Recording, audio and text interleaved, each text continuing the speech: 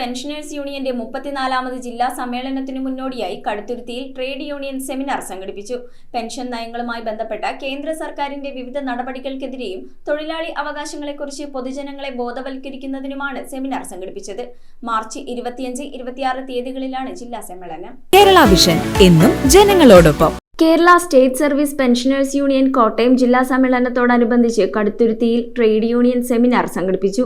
March 25-26 തീയതികളിൽ ചങ്ങനാശ്ശേരിയിൽ വെച്ചാണ് KSSPU-വിന്റെ 34ാമത് ജില്ലാ സമ്മേളനം. PFRDA നിയമം സ്റ്റാറ്റ്യൂട്ടറി പെൻഷൻ ഇല്ലാതാക്കി NPS-ഉം UPS-ഉം പകരമായി നടപ്പാക്കിയ നടപടികൾ ഉൾപ്പെടെ പെൻഷൻകാരെ ആശങ്കപ്പെടുത്തുന്ന വിവിധ കേന്ദ്ര സർക്കാർ നയങ്ങൾക്കെതിരെയും തൊഴിലാളികൾക്കെതിരെയുള്ള നടപടികളും അവരുടെ അവകാശങ്ങൾ റദ്ദാക്കുന്ന പ്രവൃത്തികൾക്കുമെതിരെ പ്രതിഷേധിക്കുന്നതിനും ജനങ്ങളെ ബോധവാന്മാരാക്കുന്നതിനും വേണ്ടിയാണ് സെമിനാർ സംഘടിപ്പിച്ചത്. കടുത്തുരുത്തി കടപ്പൂരാൻ ഓഡിറ്റോറിയത്തിൽ നടന്ന seminar KSFE chairman K. Varadarajan ഉദ്ഘാടനം ചെയ്തു. KSSPU ജില്ലാ vice president professor KS Jayachandran അധ്യക്ഷനായിരുന്നു. KTUC പ്രസിഡന്റ് ജോസ് പുത്തൻകാല ആശംസകൾ അറിയിച്ചു. KSSPU സംസ്ഥാന കമ്മിറ്റി അംഗം MS ചന്ദ്രൻ, സംഘാടക സമിതി കൺവീനർ TK ഗോപി, ജില്ലാ കമ്മിറ്റി അംഗം U ചന്ദ്രശേഖരൻ, ജില്ലാ പ്രസിഡന്റ് ജോസ് തോമസ്, ജില്ലാ സെക്രട്ടറി K. കേശവൻ എന്നിവർ സംസാരിച്ചു.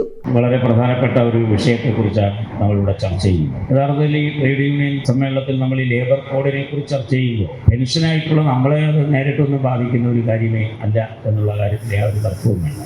ലേബർ കോഡൊന്നും ഇപ്പോൾ നമ്മളെ ഇനിയിപ്പോൾ ബാധിക്കാൻ വലുതായി പോകുന്നില്ല എന്ന് വേണമെങ്കിൽ നമുക്ക് വേണമെങ്കിൽ ചിന്തിക്കുന്നവരുണ്ടാവും. പക്ഷേ ഇത് നമ്മുടെ സമൂഹത്തെ എങ്ങനെയാണ് ബാധിക്കുന്നത് എന്നുള്ളതാണ് ഏറ്റവും പ്രധാനപ്പെട്ട കാര്യം. News bureau I vision Piravom.